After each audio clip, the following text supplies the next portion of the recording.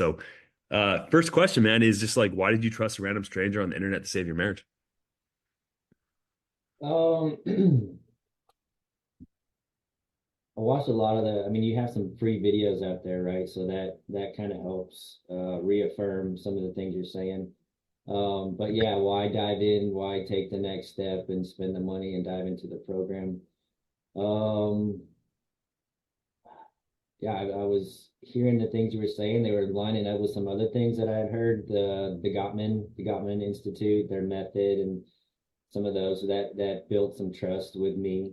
We had just actually kind of gone, or we were in the middle of counseling at the time and learning those things, and so that reconciled with me that and yeah, I mean, because of where I was at, what the things I was doing and trying weren't working, and but believe that had a glimmer of hope, I guess you could say, and wanted things to be better. Yeah. So, Well, can you tell me a little bit about like what was going on that like led you to actually seek help? yeah, so been married 15 years now. Nice. Been at the time 13 years, and just none of it was great, right? None of it was this picture of what a marriage should be in my mind, Yeah. good or bad or otherwise. Those pick that picture and expectations, but I knew it could be better. I knew I wanted better for myself and my wife and our family. Where did you get that idea that it could be better? It's kind of an obvious question, but That it could be better. yeah, like, where that expectation come from? I think growing up in the church and you see everybody a Sunday morning, right? Happy married couples everywhere. And so there's that. And then also my cousin, who I admire a lot, him and his wife's relationship was really good. At least what I saw of it. And but I also think one time, he said that they don't fight, he's a little older than me, and I was probably young, but that's what I heard, But he think what the truth would be is like they have difficult conversations, but they're not yelling and Yeah, they're screaming. not lying. Yeah, yeah, yeah. Yeah, that's because that's a really good point that I never really touched on, Michael, which is why I love asking questions. Is I think what holds back a lot of guys from even getting to that level is that believing it's possible. And so, you having those role models growing up, it like set the goal, right, that you can even achieve. And this is why I ask guys like on the first onboarding call you have with your coach is like, what is that 90-day goal? What is that vision? Because a lot of the guys, if they can't even articulate what they're striving towards, they're not going to go that way, right? So it's really good that you had that expectation, man. So what now? Let's jump forward to now. Like, well, actually, did she mention divorce? Did she like separate rooms? Like, what was actually like some of the things going on? Yeah. I know I've heard other guys say like, oh, divorce is a dirty word, in my marriage, and my wife and I don't ever said that, but not the same. And with me and my wife, she would threaten it all the time, and so it was thrown out there quite a bit. Numerous times she would just be in tears, say, "I'm done," "I'm done, I'm done, I'm done," and so yeah, those were gut punches, over and over and over again. Mm. Yeah. Yeah, man. Because like, has she ever said that before that point? I mean, like the whole 13 years is, I mean, probably at least once a year, if not more. Yeah. I mean, it was just, and I think it's just how she was deals with things and how she was communicating to me, right? Yeah, And so me having that expectation, right? Um, having the vision is one thing, a vision of what it could be is one thing, but also having an expectation that it's all pretty, right? yeah. Is was kind of rattling me, right? And so going through the courses when I learned, I got to be that rock Hmm. for the Hmm. waves to crash on. I didn't really have that picture or that knowledge. It Yeah. just, yeah. And this is a little gold tidbit of wisdom here, but I got this from a Dr. Terabin, I think it was. He said, whenever a woman says something, especially in an emotional state, you add to yourself, I feel before that and right now after. So when she says I'm done, she's not saying I'm done. She goes, I feel I'm done right now. Right. Yeah. And that's Yeah. like, it's so important because that's how she feels that way. And it's like right now implying that when her emotions shift, she won't believe that anymore. Right. And that's like one of the biggest issues a lot of guys face is when the wife says, like, I want a divorce. It's like, I feel like I want a divorce right now. It's a big difference, right? If you actually say the full thing. Yeah. So those are really rattling me as a man and in our marriage. So yeah. Yeah. Cool. Wow. So yeah, things were pretty difficult for a long time, and you're like, this is not how it should be. So you started to seek help. You found my stuff, and where are you guys at now? How's it going? In a good place. I don't. The process is never over. Like I still have hurts and wounds, and I'm working on all those things and getting better. But it's never over. But we're in a much better place. It's taken time. I mean, I've been in the course 2 years, but Yeah, a lot of um, work. I used our 15th, anniversary. I proposed on Valentine's Day. So this last February, Valentine's Day, redid the proposal. Um, Kristen helped me, think of some ways to make it special. And yeah, so this Valentine's Day, she had given her ring back to me. Um, yeah, so she had thrown it back to me basically, and so I had it hidden in the closet. Just kind of waiting for the right time, and so yeah, this Valentine's Day reproposed.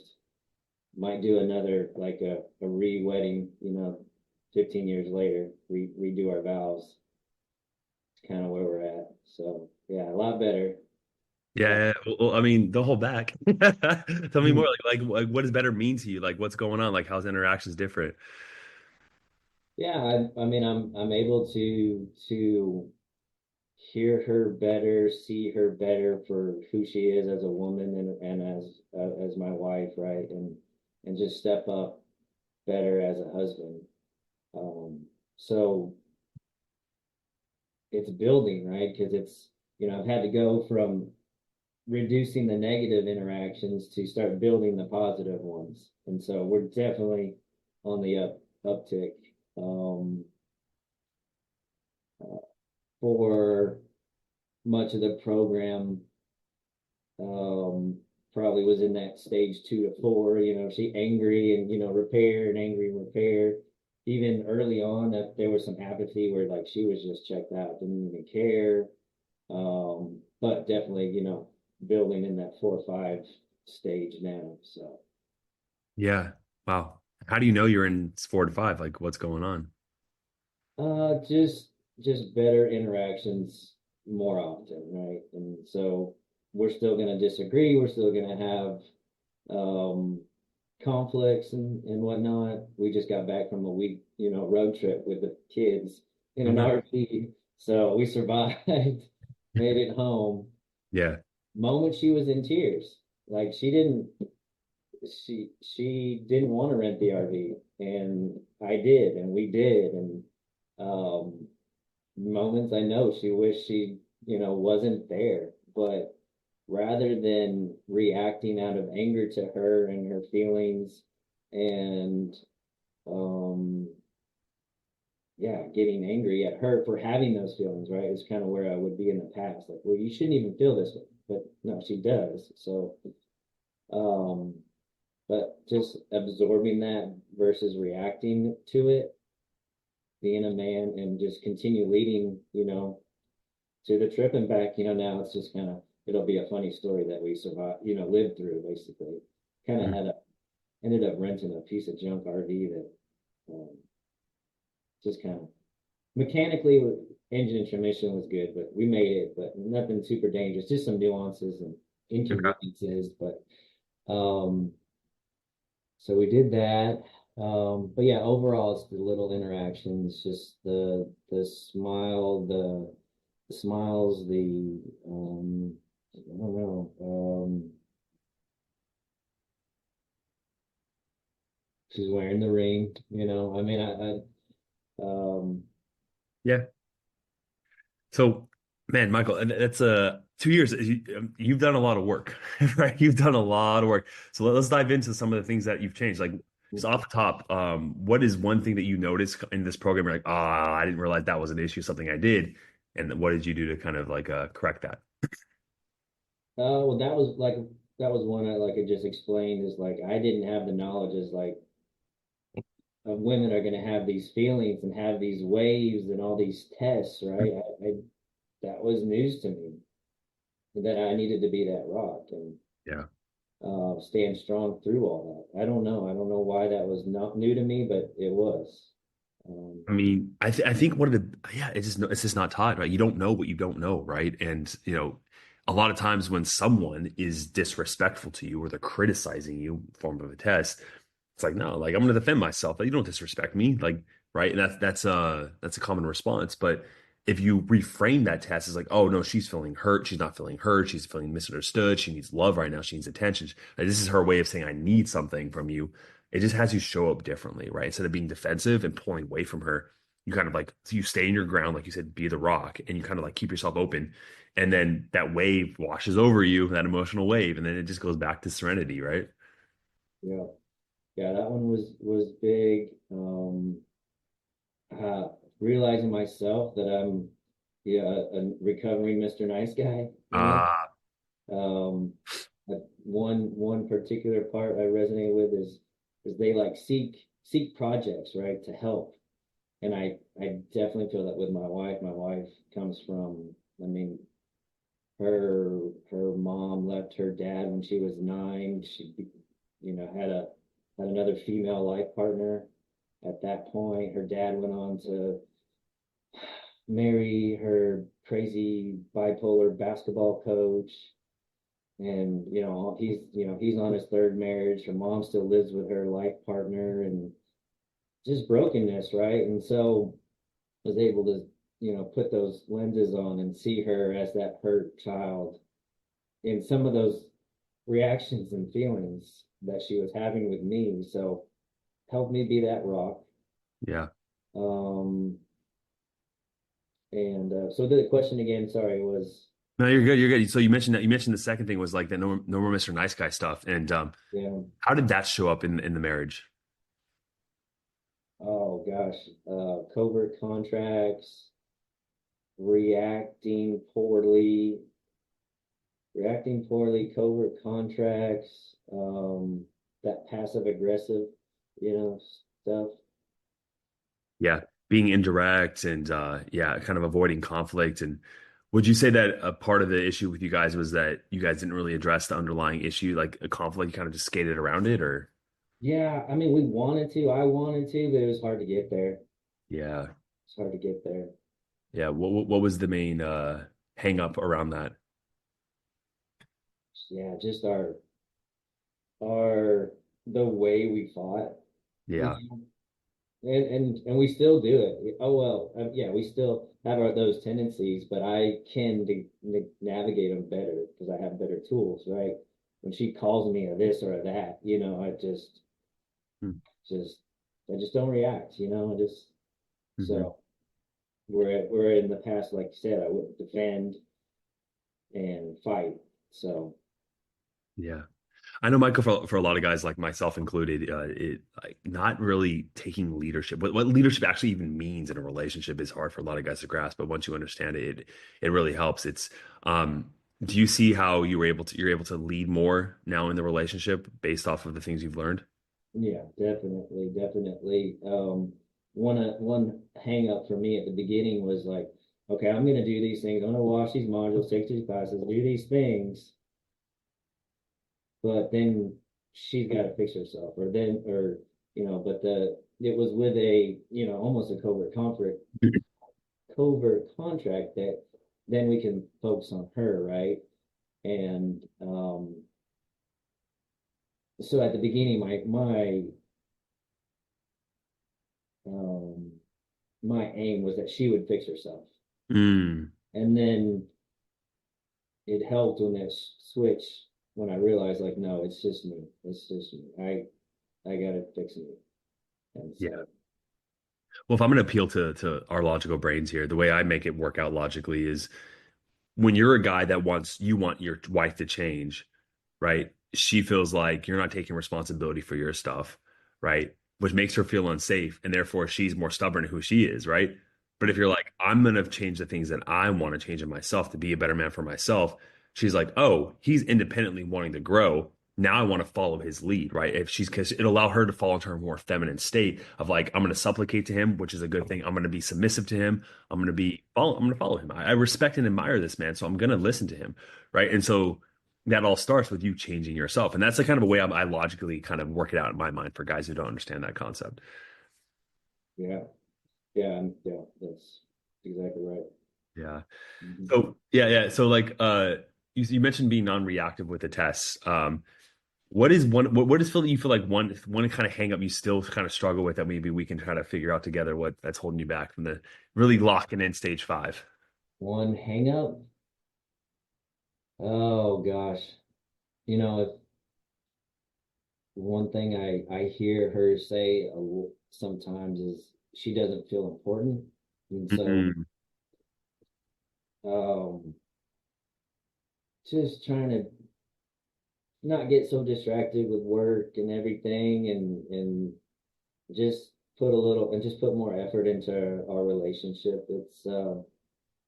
And that's, I think, a big thing. That's something I've stressed it the whole time, right? Is like I came out of college and I just started my own thing, which is not easy, and it's time consuming, and you're grinding all day, every day, even if you're not on the job, it's up here in your head. Yep.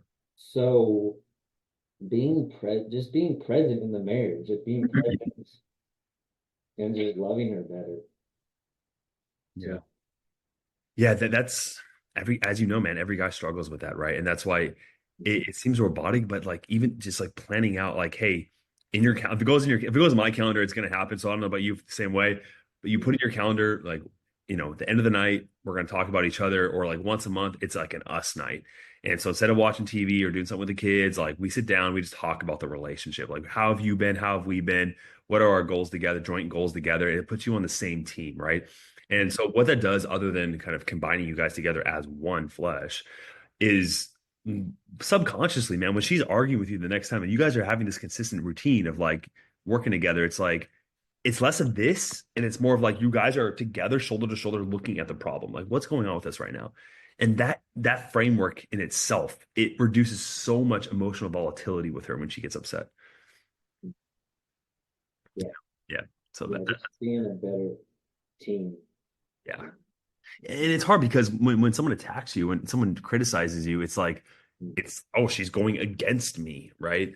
And just like you said from the beginning, man, it's just all a perspective shift. Like you already have that in there, but um just being like, okay, yeah, oh, my wife right now, the woman I love, needs my help. I have an opportunity to make her feel better right now. And Yeah, it's hard to do, but like once you make it a habit to kind of get out of your own way, you know.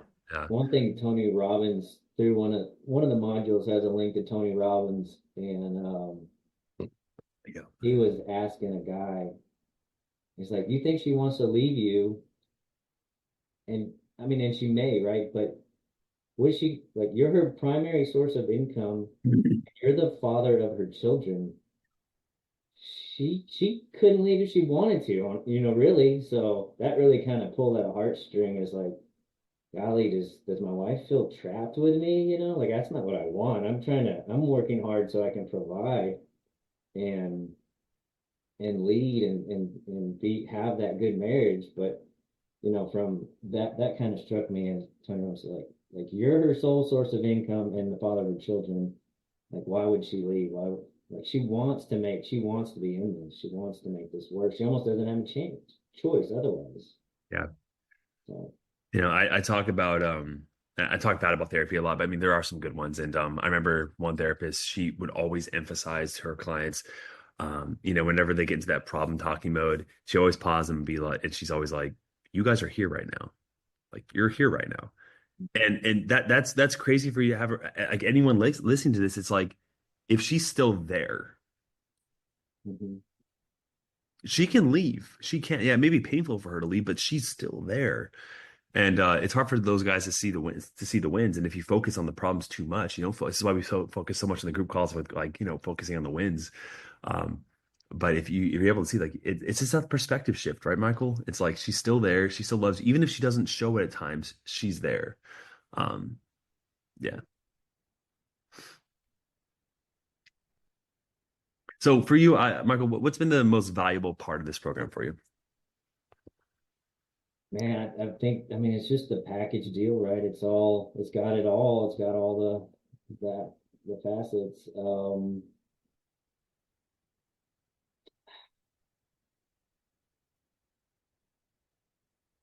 It's all been good. I mean, from the knowledge to the collaboration with coaches and other brothers.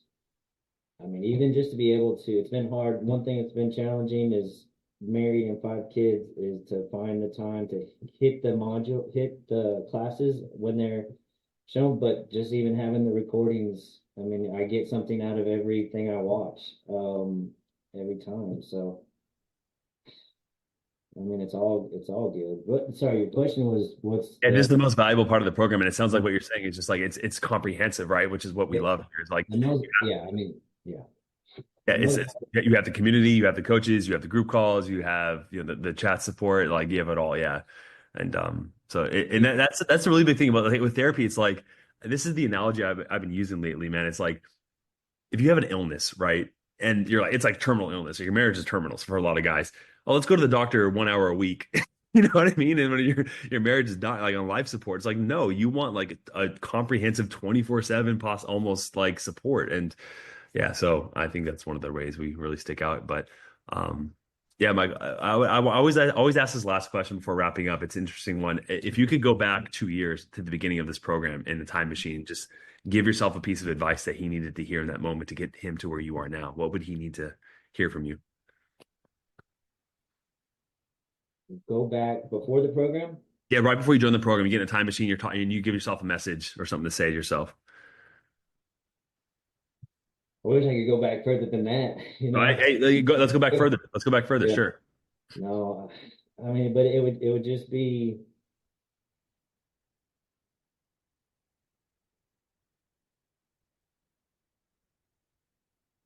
no, it's a tough question. Mm, So what would my current self say to past self before the program? yeah. Well, it would be do the program, right? There you go. At that point, but going back, like say to our marriage, like our wedding day or something, like this is not going to be easy. Mm. Um, and just be prepared to be that rock and be present with your wife.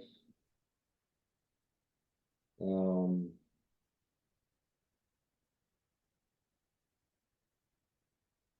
yeah, I don't know. That's a tough question.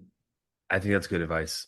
It's setting the expectations right. I mean, even though you have that positive goal that you're striving toward, and yeah, that being that rock, it sounds like it's been the most foundational skill for you to not be reactive or shut down or whatever you used to do. Um, and Yeah, and so one thing we have talked a lot about, but it go back, to that wedding. It was like, hey, like, what are your values? Because a lot of our group calls. There's a guy named Robert. I mean, it was funny, but it was nice because it's a constant reminder, like, go back to your values, go back to your values, go back to your values. Um, and then don't take things so serious, right? I think I have that problem. So, mm, um, be a rock, stand on your values, take one day at a time, and um, make sure to laugh a little. you know, I want to touch on both of those before we wrap up because those are values are those things, man, where it's like you don't have them or you do have them. It's something you have to constantly strive for, right? It's like and someone's not always wise, someone's not always ambitious, and so it's like those north stars that you always aim for. And whenever someone feels stuck in a situation, what do I do? Values are the signposts. Oh, go that direction, right? So we understand that, and that's That's why the values are on my phone, they're on my background, on my computer. If you could see my background right now, they're right there. So they're always on my mind. And that's a really good point. Now, the humor part. This is something I don't talk about enough, but like, because I feel fearful myself, Michael, because like guys are going through some of the most difficult time in their life, right? Most of them. Yeah. But you're absolutely right, man. Like it's like if you can lighten the load a little bit, and it's like maybe compare other situations of people in the world to yourself. It's like it's kind of like positioning yourself with more gratitude. Like, what do I have, right? Still, like I have my health, I have my kids, right? I have a roof over my head, I have enough money in the bank to like pay the bills. A lot of people don't have that, and so you're absolutely right. When you have more gratitude, what that does practically for you in those situations is like it's not life and death when she's yelling at you, Hmm. right? Yeah. Yeah. Yeah. Yeah, gratitude. That's a practice I've picked up, especially being under Kristen as a coach. Is every day think of something, even if it's this chair I'm sitting. Even if all I can think of is this chair I'm thinking sitting in, or the air in my lungs, or whatever it is. Be focused on that, and be thankful. Be thankful it's there, Yeah. because it keeps you from thinking of all those other negative ways. Man, there's like a little monster in our mind that just wants to find problems to solve, man. And like if there are no problems, it will find problems all the time, right? So it's like we have to train our brain to seek the positive, and we're living in a Especially, world where we're gonna take especially, God. especially this day and age with Instagram and Oh social man, media. That comparison that will steal your joy is right there in front of you all day, every oh day. yeah, You have corporations that like push it on you, and so yeah, you gotta stay grounded. You gotta have gratitude, and yeah, keep that. What Robert would say was keep standing your values, and keep it light, mm, one day at a time. Michael, thank you so much. Is there any last questions or comments or anything you want to tell me before we wrap up? No, I mean, I think you're doing an amazing thing for the world. So thank you, from the bottom of my heart. I had 5 kids circled around us when I reproposed, and so just a huge thank you to the program, to everybody involved. Y'all are doing a great job, so keep it up. Michael, Mhm. I'm grateful for you, man, for spending your time with me. I really appreciate it.